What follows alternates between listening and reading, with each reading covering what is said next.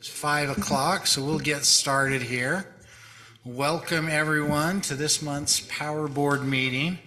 We've got a big audience today to cheer us on and to see what's going on. We haven't heard yet from Mark, so we'll see if he jumps on, but we'll start into the agenda. So did everyone get a chance to review the agenda? Any questions, comments, concerns? Nope. Okay, looking for a motion. I'll go ahead and motion to approve the agenda. I'll second. So Todd first and Andy did the second. Dick, do you want to start us out on a vote? Saunders, aye. Andy? Right. Todd? Spriggs, aye. Dinsmore, aye. Okay, next on the agenda is the approval of the minutes. And again, did everyone get a chance to look through those and any questions, comments, or concerns? No. Looking for approval then. I'll make a motion that we approve the minutes from the meeting of 2/6. I'll second it. Dick did the first and Todd did the second. Andy, do you want to start us? Palmer, aye. Todd? Spriggs, aye. Dick? Saunders, aye.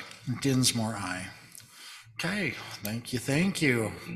All right, now into the meat of everything. Item number 3, UAMPS report and presentation. Am I turning the time to Mason or Rick? We're excited to have Mason.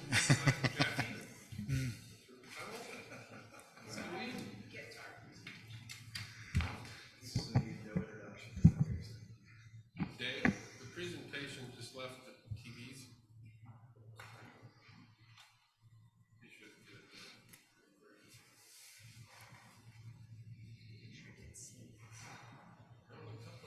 Yeah, it's up on the computer. Is this on? Yeah, it should be. Oh, there you go. I think that's. Does that microphone record?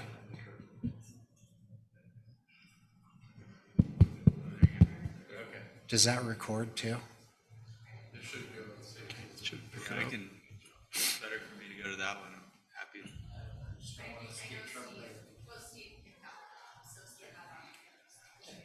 Okay. All right. Well, thank you all for having us this evening. Appreciate y'all taking the time.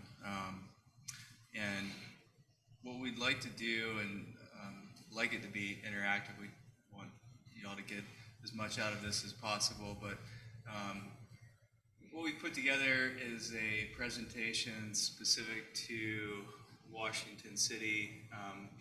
Go through and talk about sort of your resource mix, some resource projects that we're investigating that Washington is participating in.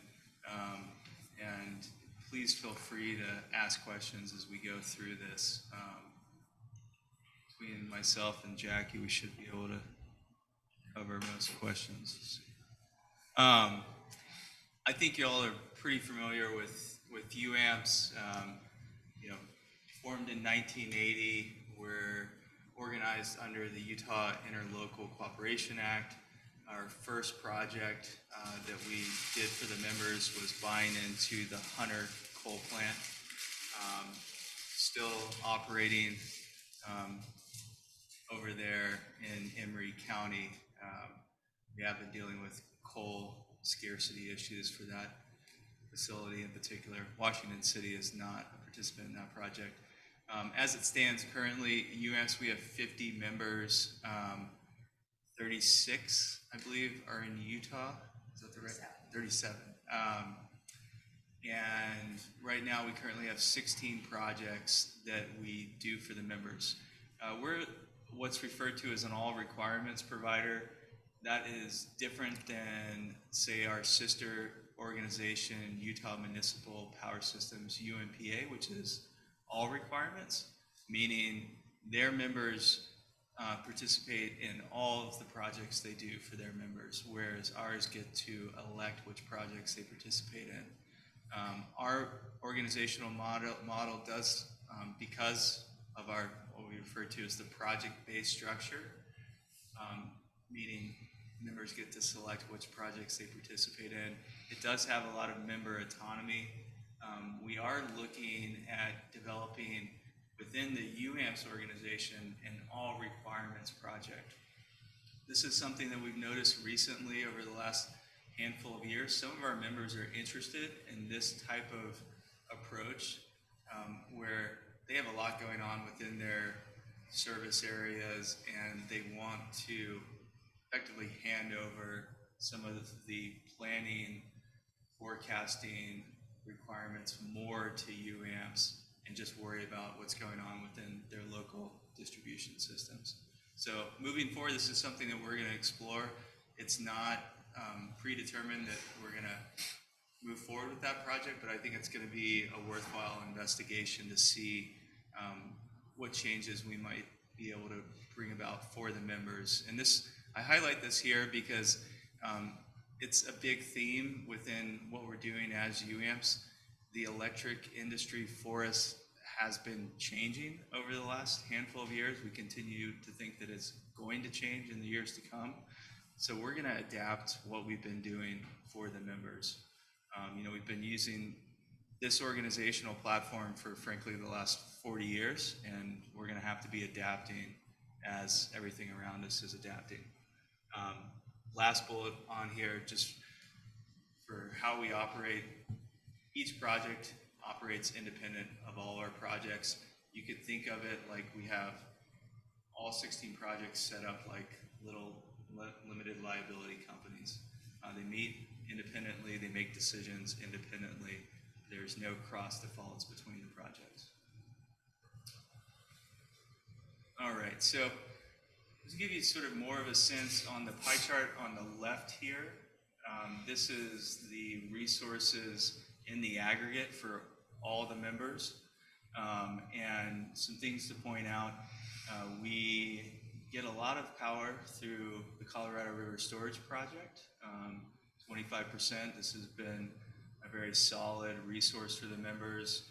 It is subject to drought conditions that we experience. So there's some volatility in our exposure to this hydro. This is mainly coming from Glen Canyon and Flaming Gorge dams. Coal exposure here, we've got 15% of the energy is coming from coal. This is the Hunter coal plant that I mentioned earlier, as well as the Intermountain Power Project. A lot of our members have been calling, they have the ability to call back power, and they've been calling that back on a seasonal basis for the last couple of years. So that's what's making up the coal. Natural gas, 21%.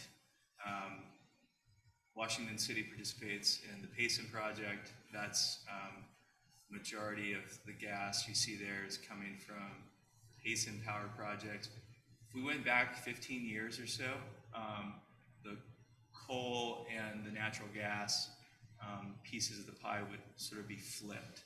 We would have been much heavier in coal and less so in natural gas.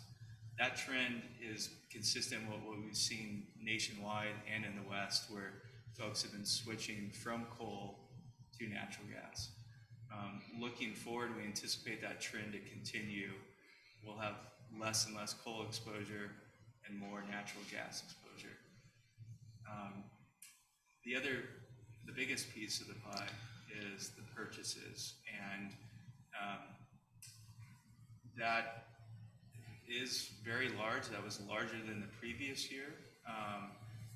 That is primarily due to having less energy coming from the Hunter Coal Project.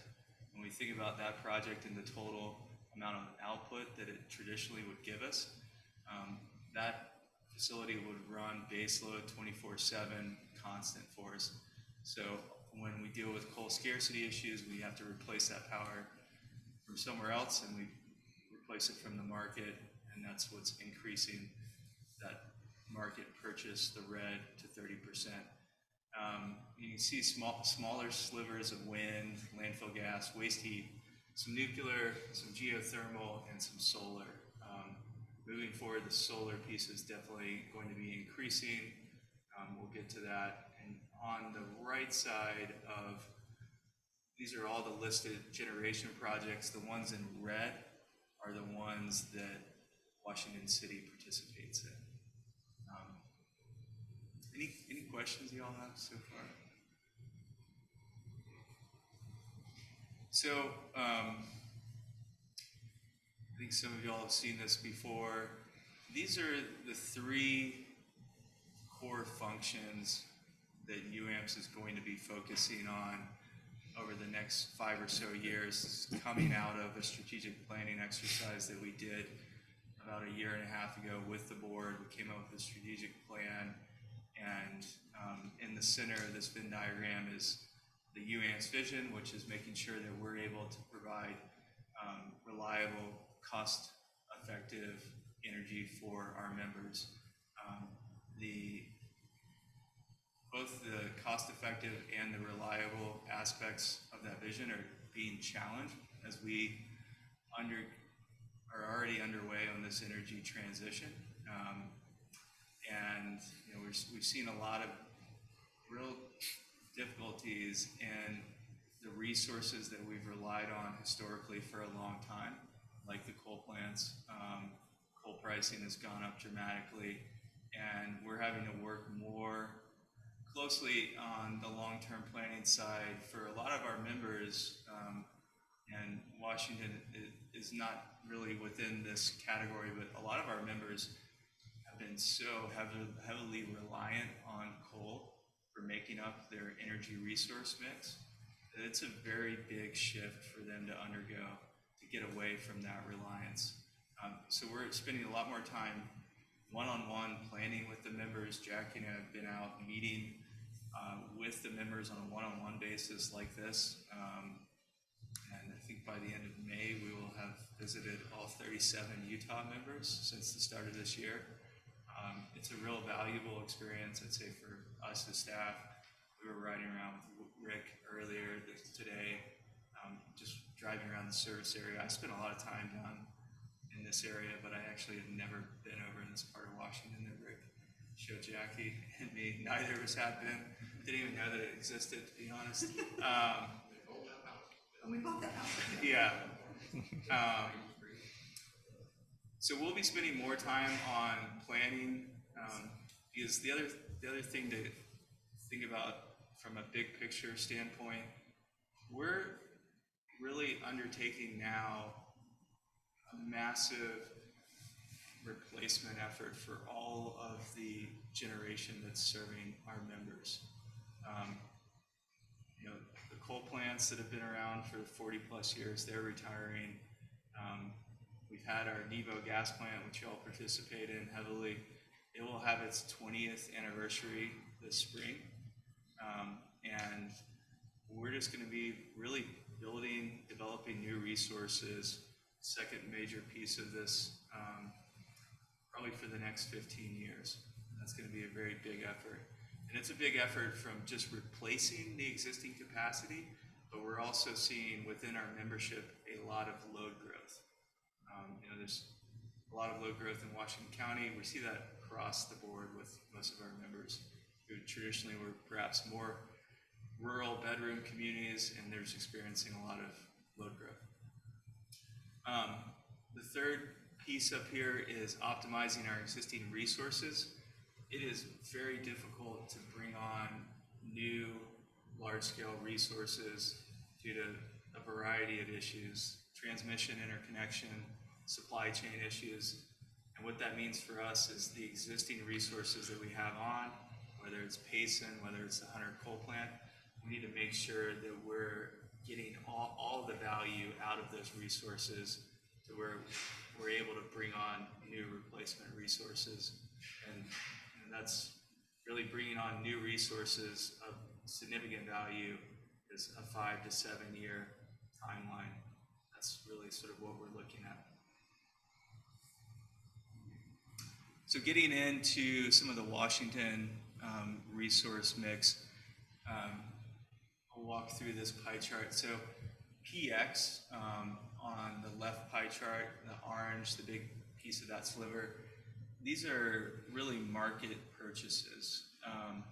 And you know, Rick's done a good job of going forward and doing these market purchases. The wholesale electric market has been changing pretty significantly. We'll see a slide in a second about the cost shift. The cost has been going up, and some reasons why. You know, we're seeing a lot of the old coal capacity going away, so there's just less energy out there to be sold.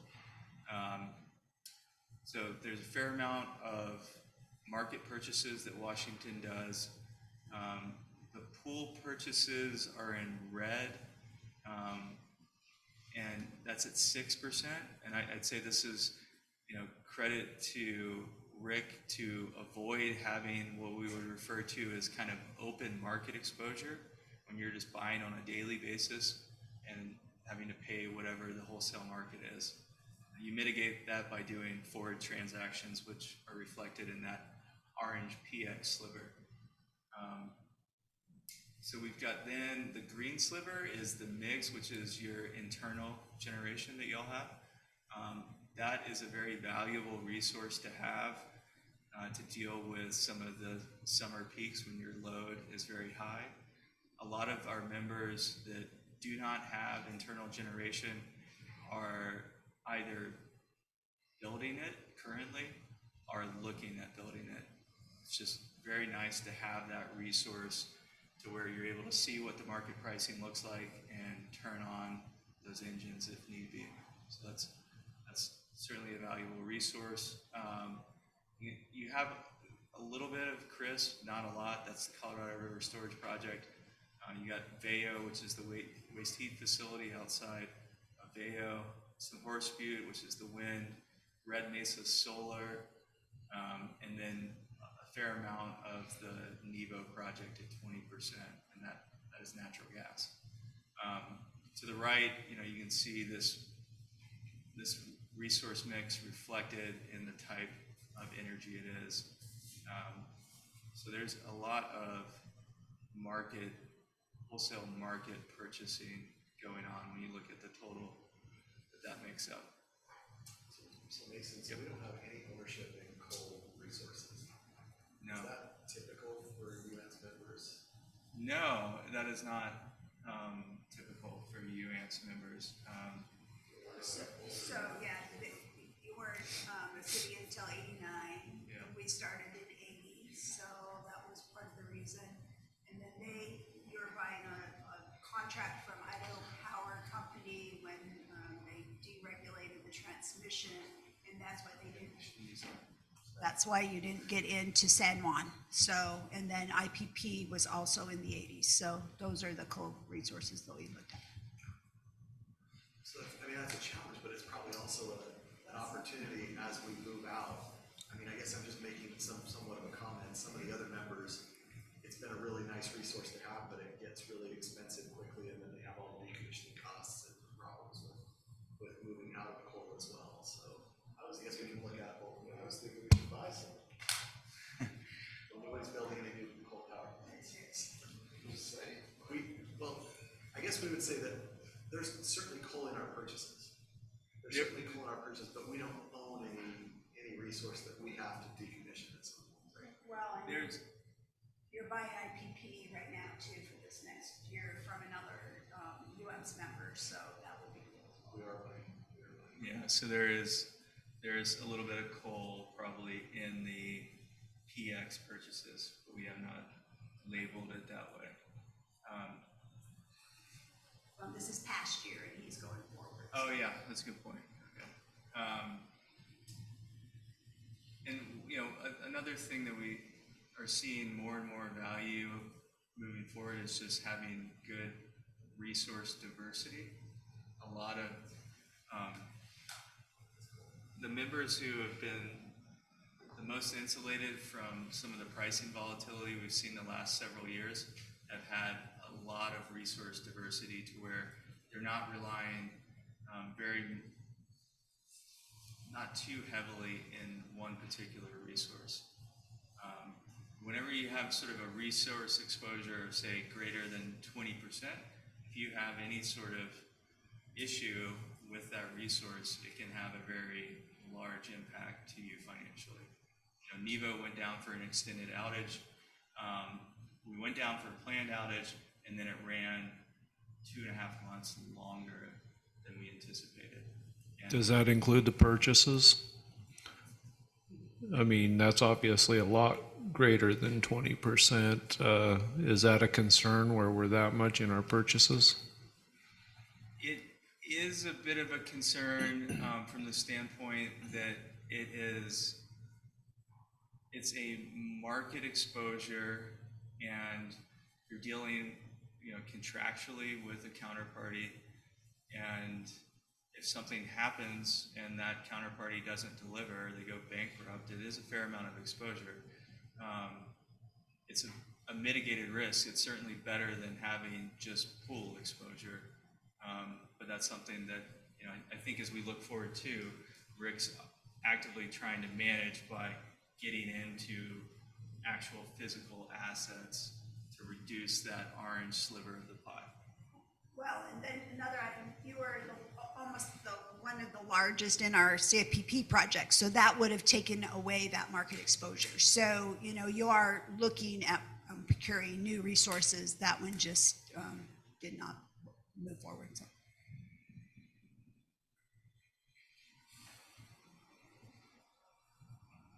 Appreciate it. These are great questions. Yeah. So, you know, just, and I think some of y'all heard this at the governing body presentation. Some didn't, but I'll repeat it here. 2022 was a really volatile, high-priced wholesale electric market. It was a hot summer, so loads were up across the West. It was a bad hydro year, and when you have those factors come together, it just wreaks havoc on the wholesale electric market. And then on top of it, we had issues with some of our resources. We didn't have as much coal as we anticipated at Hunter. We had that extended outage with Nevo, the gas plant, and consequently, a lot of our members had some real challenging financial times as we had to buy replacement power, and it was just a bad year. So we have been, and we've met with Rick on this. What we did is we went back and looked at that year in particular and identified what lessons learned we could have, having looked at what our forecast was relative to the actuals. We're going to continue to do these types of exercises moving forward with the members. Just speaking to some general trends in the wholesale market, what this slide shows is what we purchased for the members off the wholesale electric market on a monthly average pricing basis. You can see there's a big spike in the 2000-2001 period. This is the Western energy crisis when Enron was manipulating the market.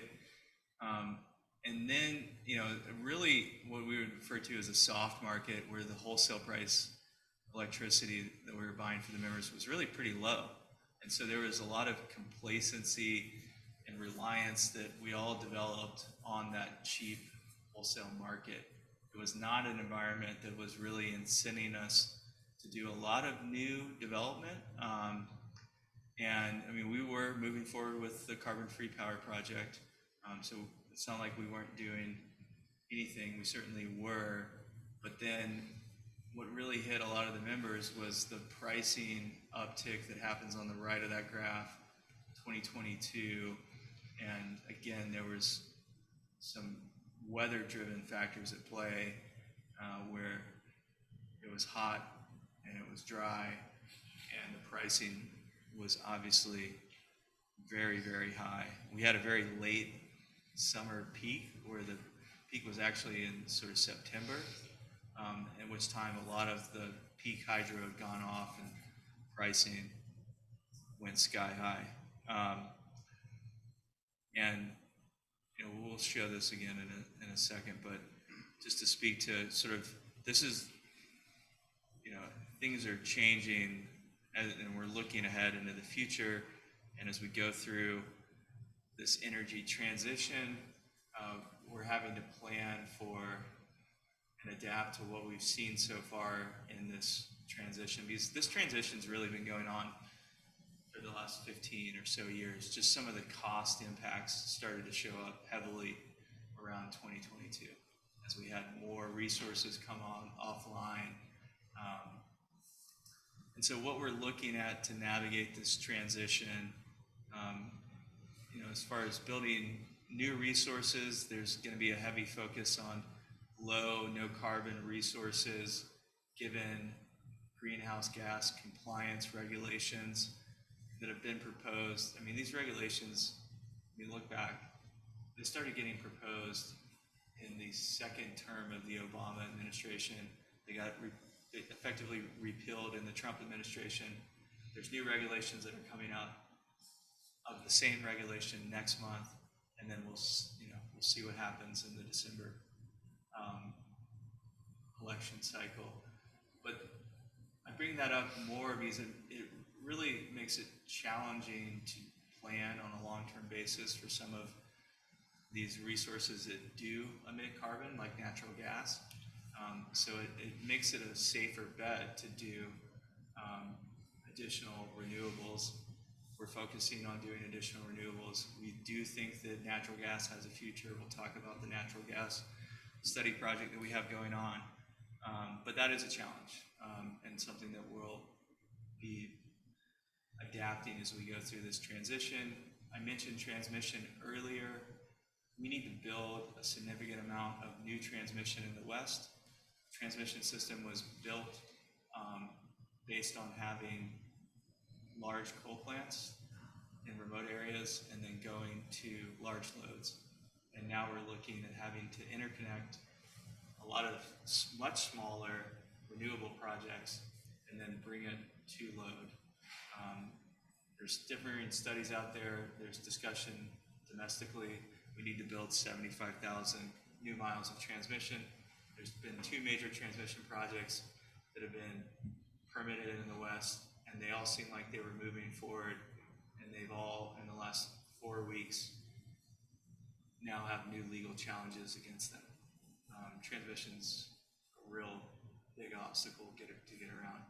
We've got to balance the resources, and what this really means is we need to have a reliable system, and there's a lot of talk about what reliable resources look like, but when we think about it from just a utility standpoint, we need to have more and more resources that we can dispatch and not be subject to whether the wind is blowing or the sun is shining. And because most of the new resources, 80% of the resources that are planned over the next decade in the West are renewables.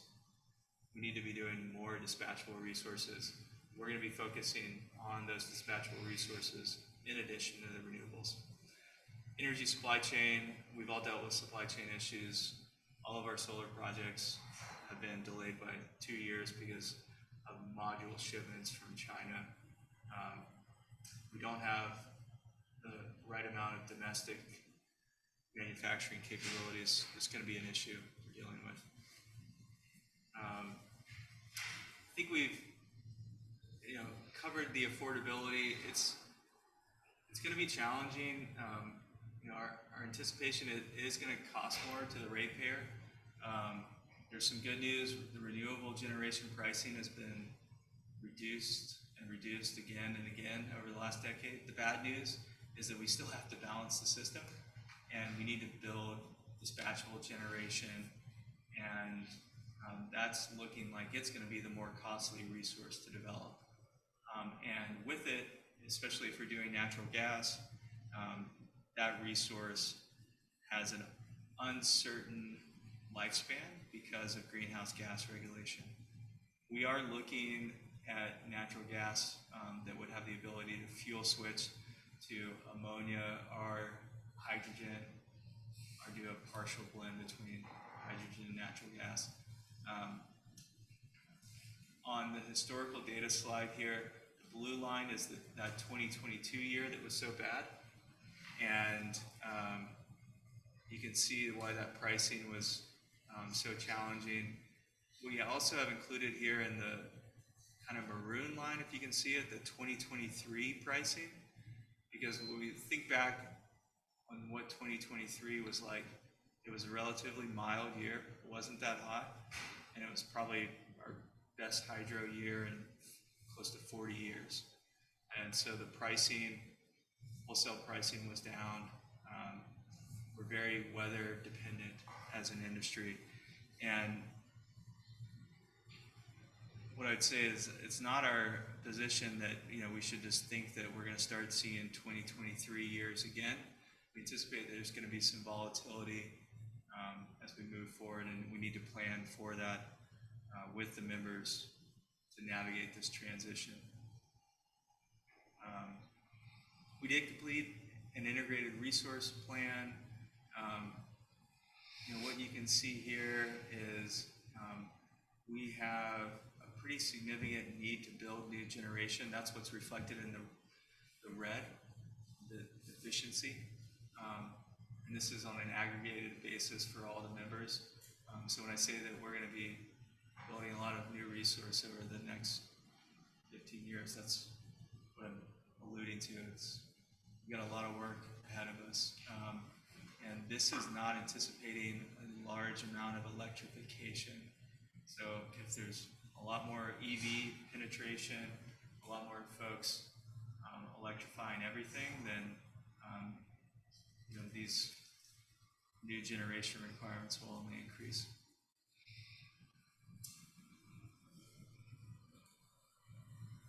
And these are some of the recommendations. You know, it says aggressively pursue a thermal plant. You know, read that new natural gas. We're doing that. We'll talk about that. Pursue competitive solar and BESS, which is battery energy storage system. We're doing that. Preserve Nevo and Hunter. We're doing that. And last one is identify and procure land site options. That activity is actually underway for natural gas facilities. So in that last slide where it has nuclear, was that the CFPB? Or is that something else that's 2031? Yeah, that one, that's a good question.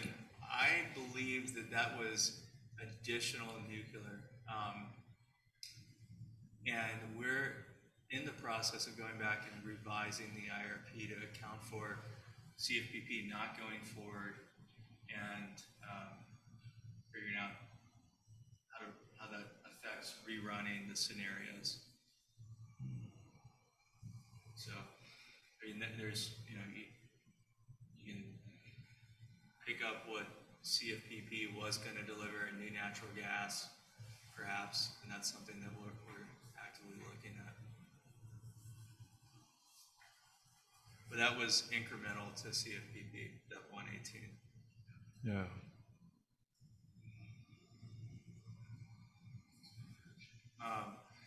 Firm Power Project, this will just give you a little more insight into some of the projects that Washington's in. We've got a 40 megawatt solar project that's by the Newport facility outside of Plymouth, Utah. This still has the old slide in it, so Okay. it's okay.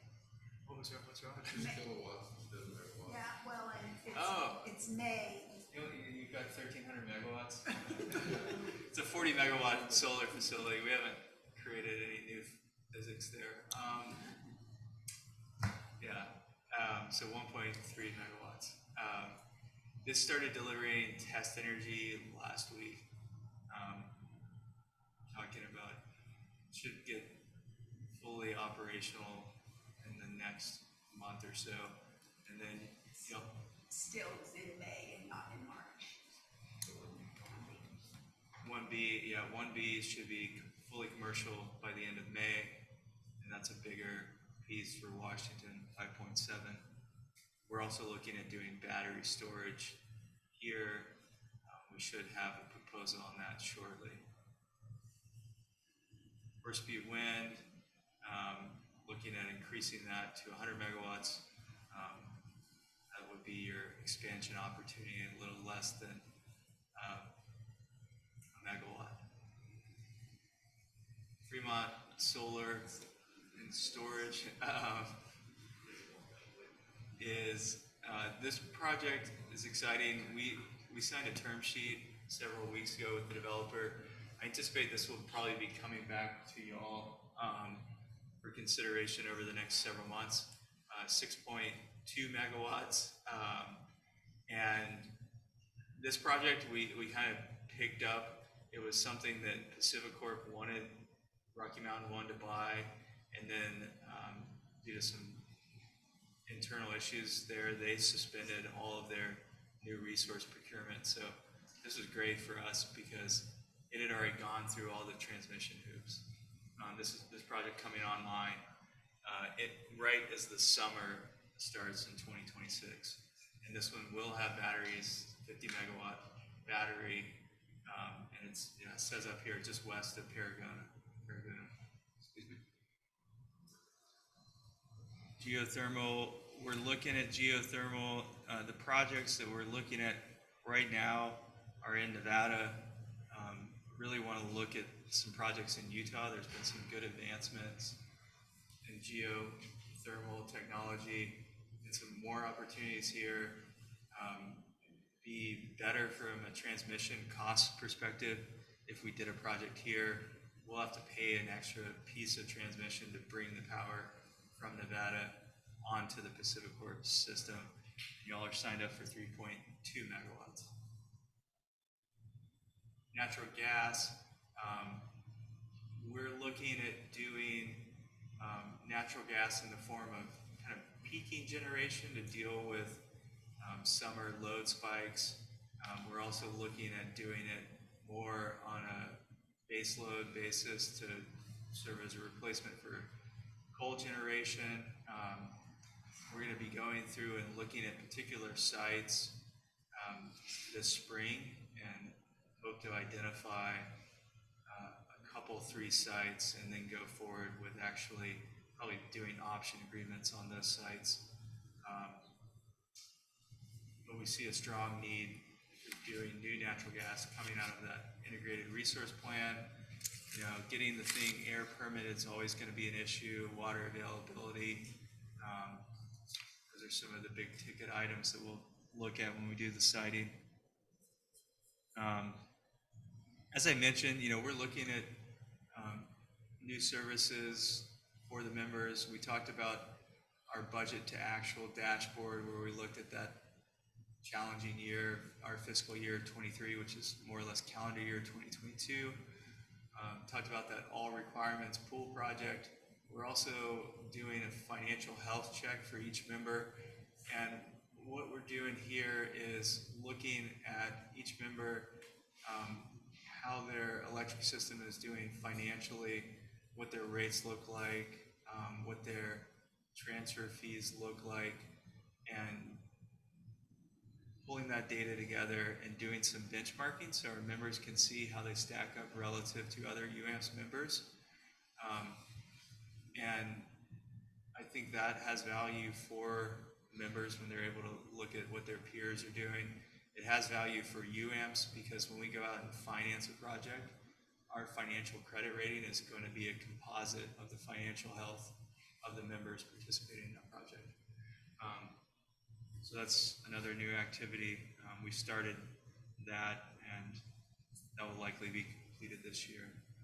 That is everything I think we had planned. Appreciate the time. But you can see all of the resources that Washington's participating in to cover that gap for your pool purchases. You are doing and participating in all of our projects. So.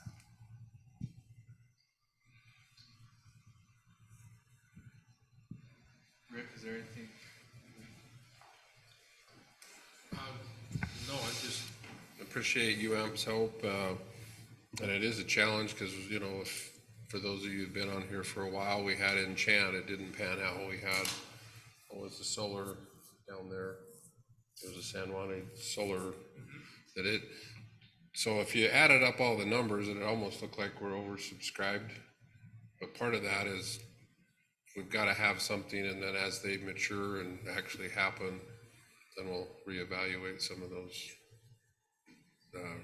levels. And then our current 5-year purchase, which is the biggest part of the purchases, ends in 3 more years. So we've got to get something in place to replace that, whether it's a physical asset or another contract. But so it's interesting right now, trying to stay ahead of it. So is that something that, how are we doing on our generation? Is that something that we should consider investing in a little bit more to increase the possibility of generation? Or That how are we at with our potentially generation? is one of the things we've looked at, either individually. Dominion's told us that we can only have 1 more engine at our current plant, so we could add 1 potentially there, and then that's why we're participating in the natural gas project, because it'll be a mix of both base load type units as well as peaker units. And so we're kind of watching all fronts on that, trying to figure out the best way to move forward. I guess the thing is we were going through the pie chart. I mean, are other cities transparent about their diversity and how what they're allocating? And I mean, I guess being able to look at that information. So I know St. George is unique, and we're a lot hotter and warmer than other cities up north. But I think that would be interesting to see how they're allocating everything and be able to Yeah, that's get some feedback and information from what they're doing. Yeah, no, that is good input. I don't see any reason why we couldn't do that. I don't think the other members would have an issue with sharing it, because I think it, and when you were saying that, what I was visualizing was maybe including that as a sort of a quick reference in the financial health check, so you can sort of see, what is their resource mix that I'm comparing myself to. Yeah, I mean, I know we're not doing coal. I'm sure that's a big resource for a lot of the other cities up north, but it'd be interesting to see that data. Right, well, and the other thing is any resource that doesn't have debt associated, like our old coal-fired power plants, that adds to their reduction in their rates. So that would be a great thing to also include. So, yeah, because, they do relate to each other. Yeah.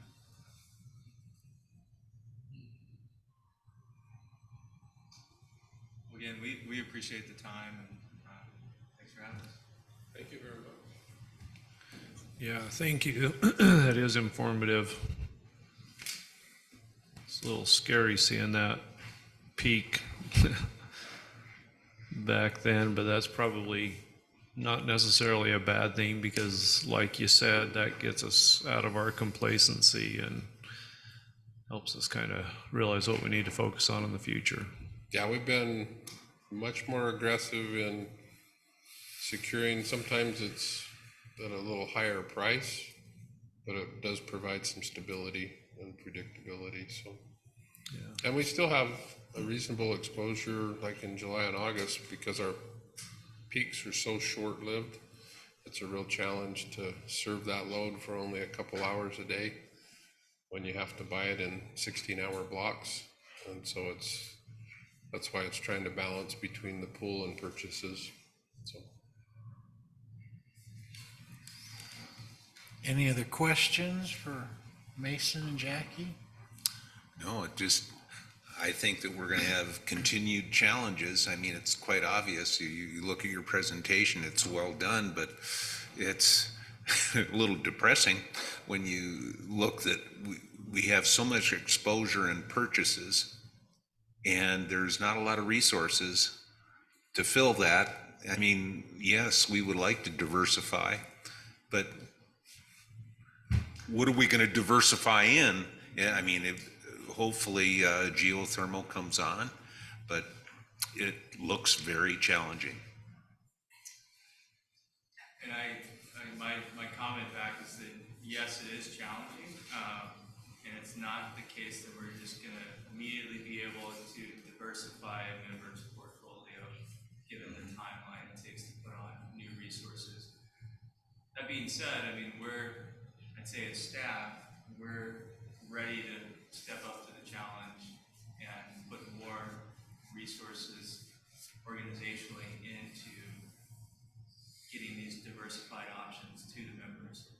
And that's just the environment that we're in, so we're gonna have to step up and meet that challenge. It's different. I mean, that's, as the CEO, that's a different cultural environment than we were in and that's something a lot of utilities are experiencing, because you think about it, utilities were used to doing, one big 40-year asset, and that's the culture that they got used to, and that's just not gonna work. So, it's not how we're gonna do it.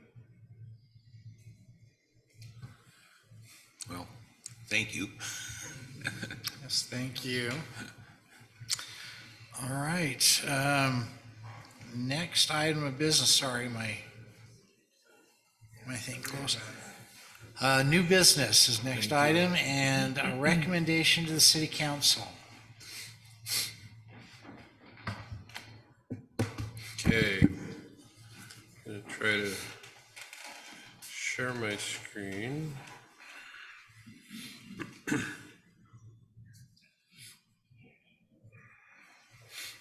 That even worked.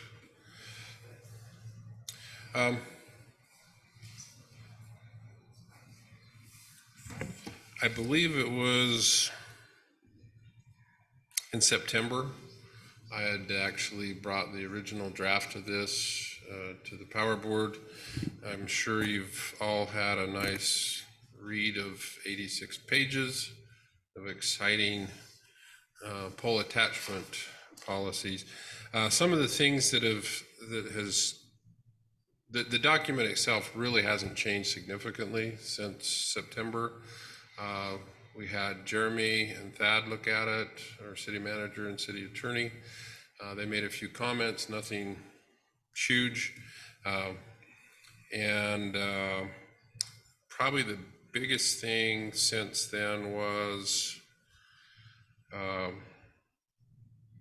UFS, who's done our rate studies, our impact fee, those kind of things.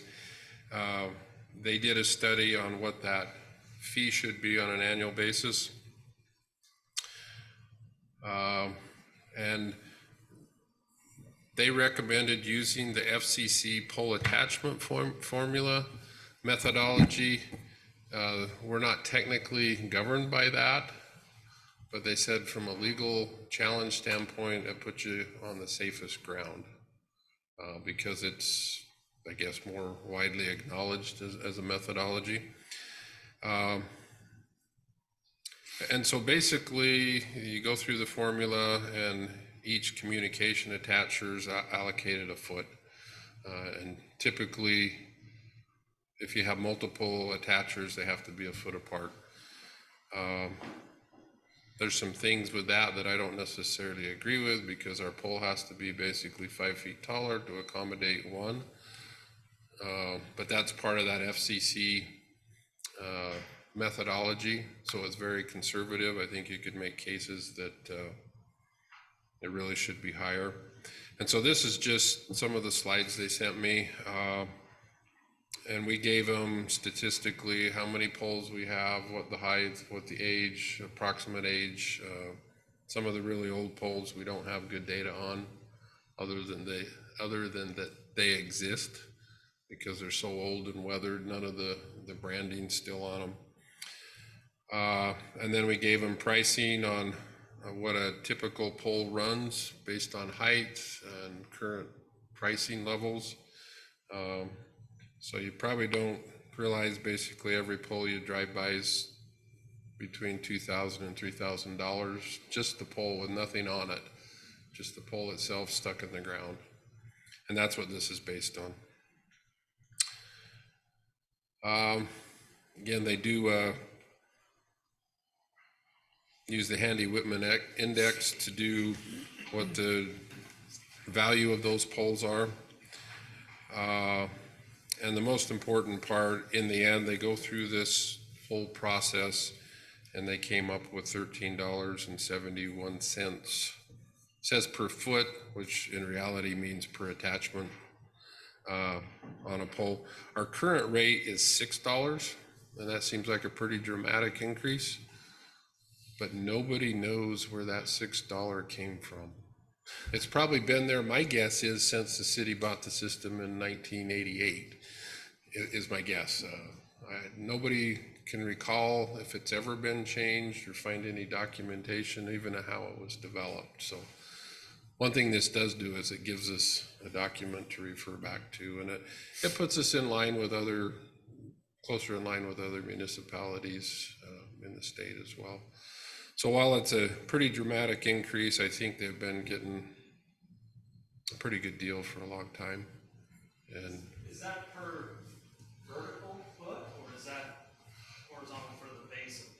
well, through that methodology, they say if you attach to a pole, you're going to use 1 foot. 1 foot of that. Yeah. So I think so TDS currently is on about 680 poles, and CenturyLink about 150. 1 foot per.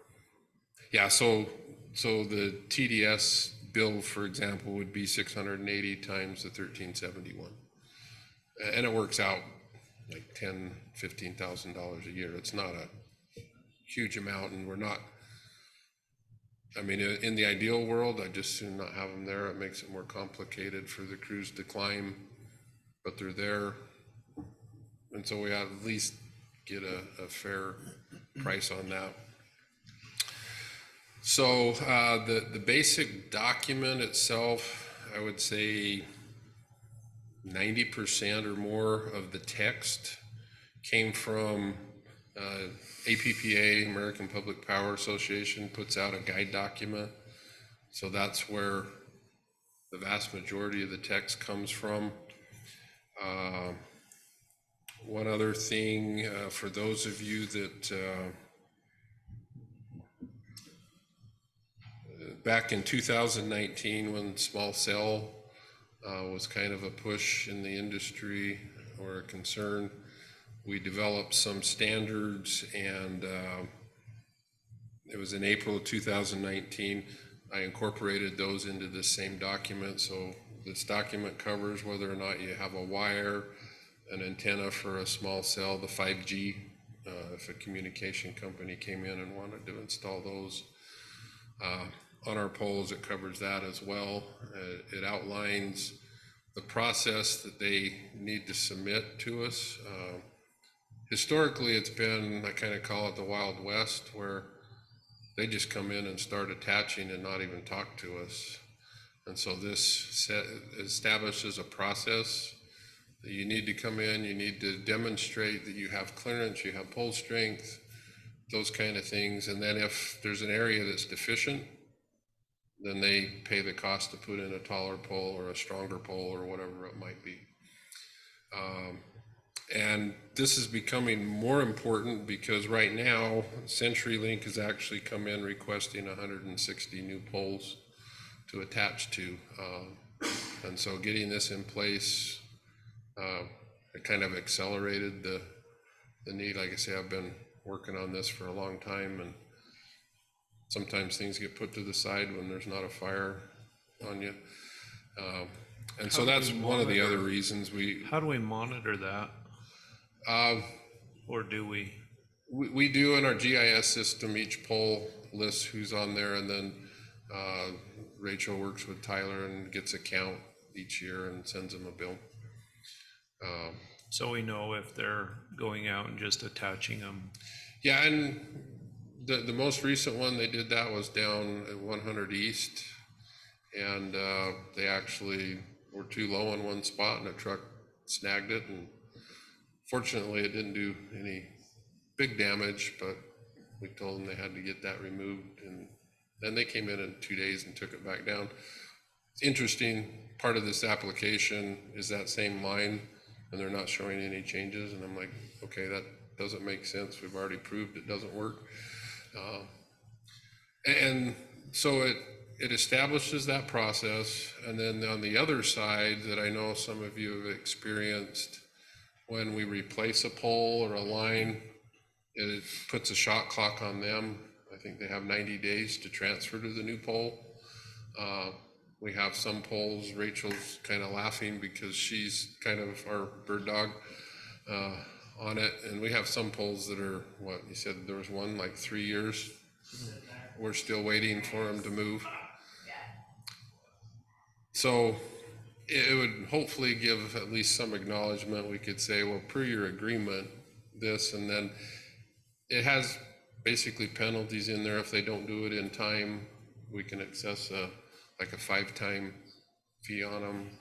I don't know if it'll change their behavior, but it gives us some tools to work with that we don't have now. Because to my knowledge and anybody in the city's knowledge, there is not an agreement with either party at this point. Like, it's historically, they've just kind of been there. And so this is kind of formalizing it, and this application by CenturyLink will help bring this to a head with them. Say, well, we won't approve that unless we get this signed and those kind of things. So, but like I said, probably 98 or more % of this is the same as you saw back in September. We filled in the fee schedule, which, let's see if I can find it. Oh, I didn't do too bad. So we established, $200 a fee, because it does take time. And then we've also reserved the right, in this case with the large application, that we could elect to hire our own consultant to review what they've put together, if needs be, because like I say, it's a pretty substantial amount of time to go look at 160 polls, and did they meet all the requirements and those kind of things. So this is now filled out. The one in September, all these numbers were basically blank, or at least highlighted. So those are the biggest changes. And again, the 1371 comes from the study. Now we have something to back it up, and those kind of things. It's just getting it more formalized and I guess more professional where we should have been. Are TDS and CenturyLink aware that this is coming?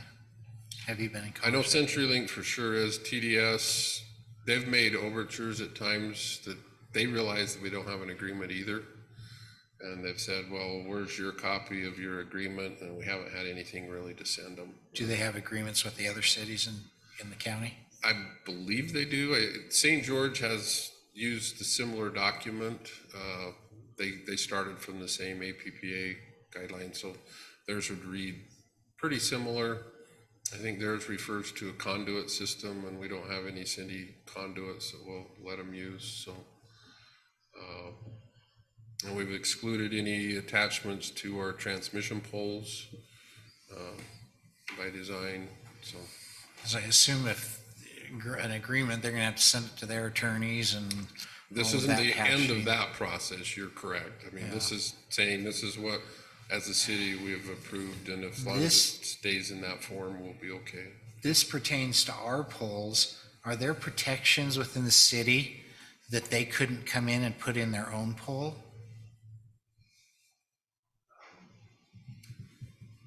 Yeah, we wouldn't want that. We wouldn't want competing poles, but technically they could. It's a public. Are there protections to say that? I mean, St. George, like, we all have public utility easements.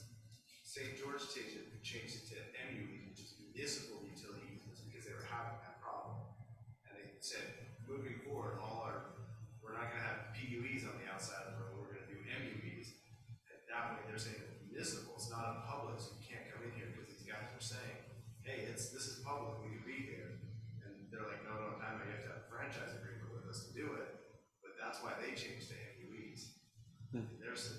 So something we might want to look at, because they were literally having that problem there. And the guy's like, well, we go in here, it's public utility.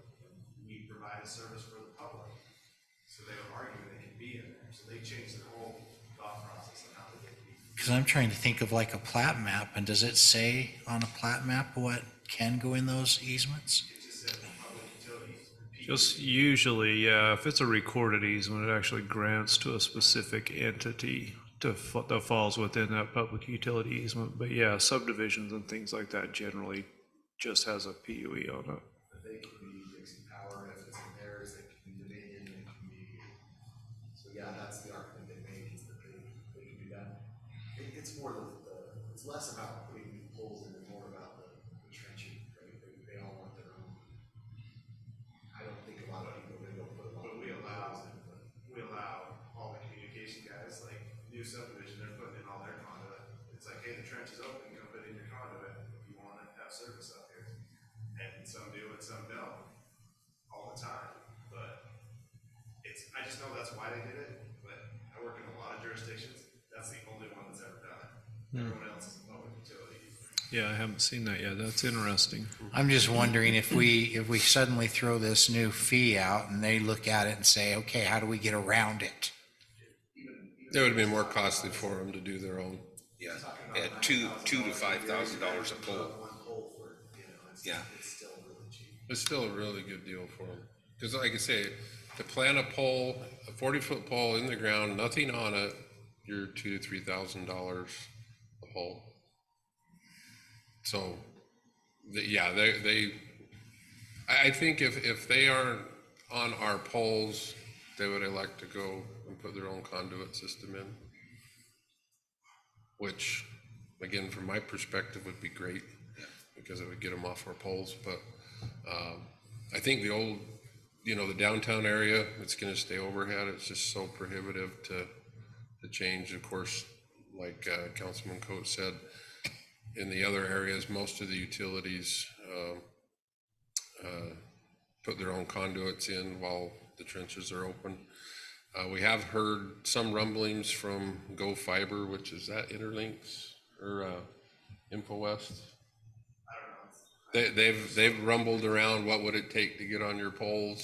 So getting this in place or having this document available, I think is kind of coming to a head where we really need it. So good questions. And it also has provisions in there, if you see the term overlashing, what the communication companies like to do, and some of this application is, they already have a line that's copper, now they want to stick a fiber line on the same thing, and then they just spiral it on. Well, this also has provisions, if you've abandoned or not using your old facilities, you have a requirement to get it off.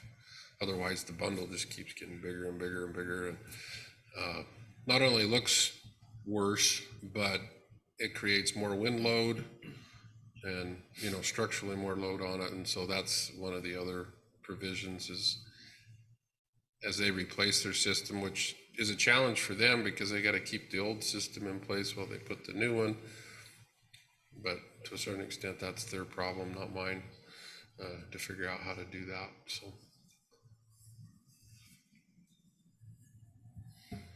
So with that, unless you have questions, if you feel comfortable making the recommendation to the council, I was planning on taking it to the council on March 27th. If you feel like you needed more time to look at it, I don't think that's earth-shattering one way or the other.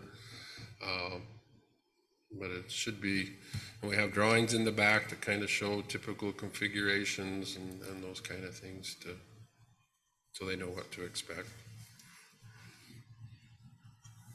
Are there any other questions or comments? No, I think, like you said, it's probably more important that we get something in place. And it sounds like you've done your due diligence on this, so. We've tried it, and like was said, will end up at somebody else's lawyer, and it'll be a ping pong match, I'm sure, at some point. But I think my opinion is going to be is the city needs to hold pretty tight to this unless there's a real reason to change. Especially once someone signs on, then you're going to kind of have to you're going to have to Consistent. stay to it. Yeah, You can't, exactly. you can't start opening it up.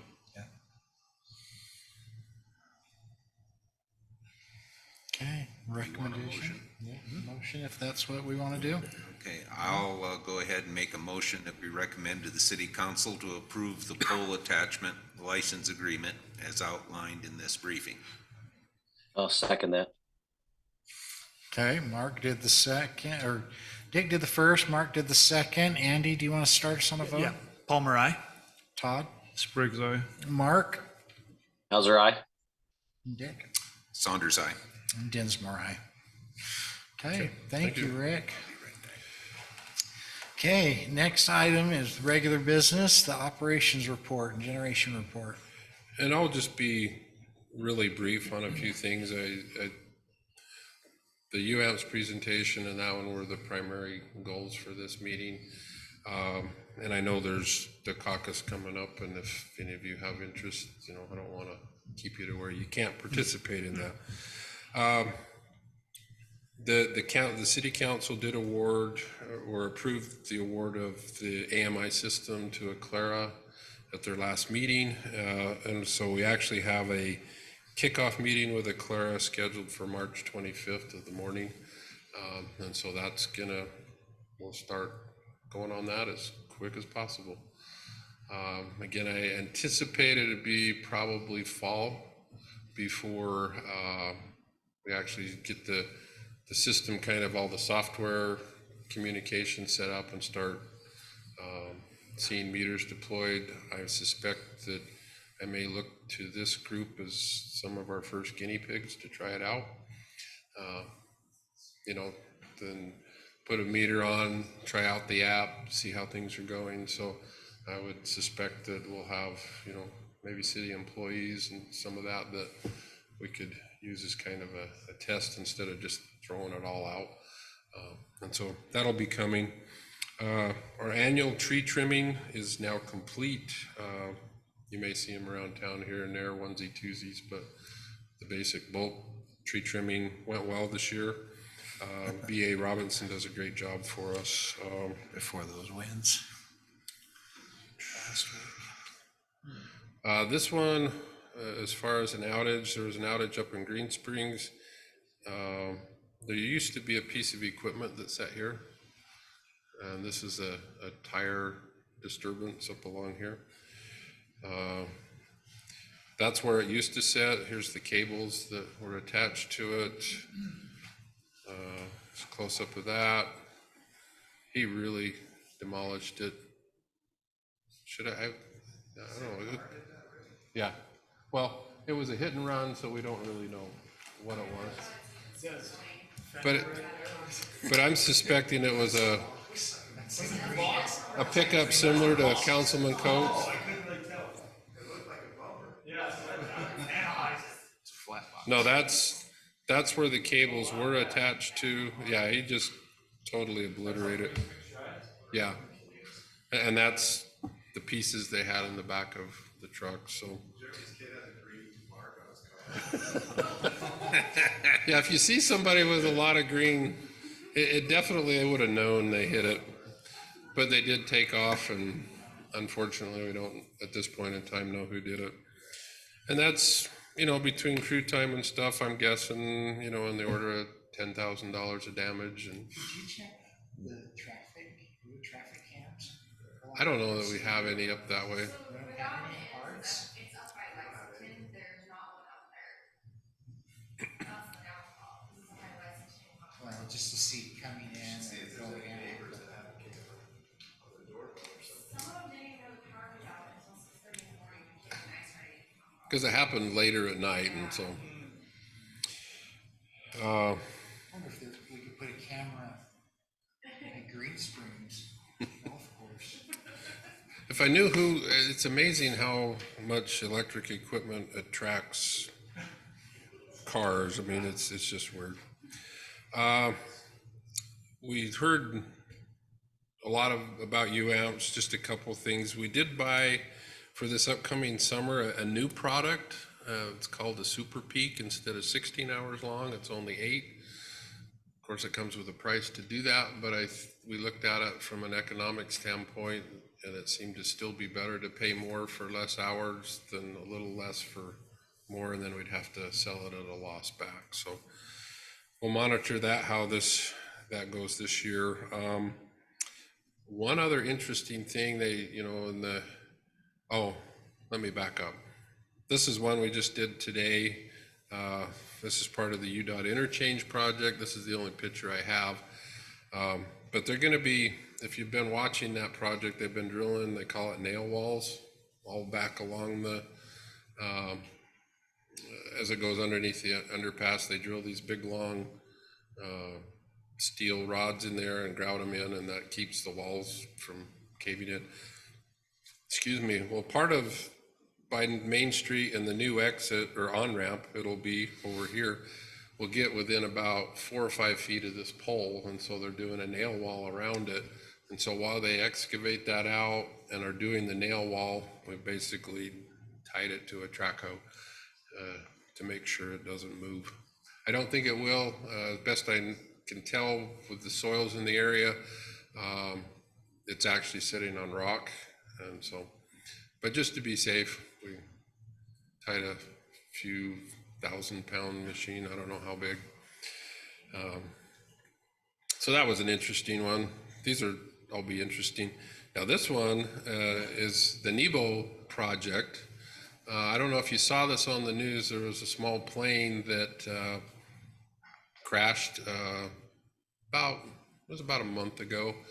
It ended up in these guys' yard, and the reason why it's a power issue is he actually, and the people walked away from this, so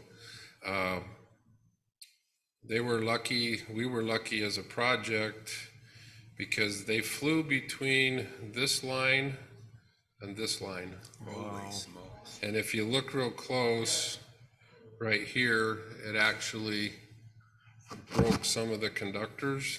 That was the landing gear that broke this wire. And again, there's some more closer pictures. And so I think it's next week they're gonna do the repairs on this, but like I say, they were very lucky. We were lucky, because usually if you break a line like that, it could cascade and break structures on either side of the break. So we were fortunate, they were very fortunate. So very unusual to have happen. And that space is about 10 feet. So again, I don't know if he was that skilled or just was lucky to get through there. So, because he had lost his motor is what it was. And so he was trying to get back to the Spanish Fork Airport, which isn't, I think it's up in this area. And so, and really, I think that covers what we need to talk about. I mean, UAMPS, Mason covered pretty much everything. Just another note, he did say we did start getting energy from Steel 1A this last week, so we'll be getting a little more solar. And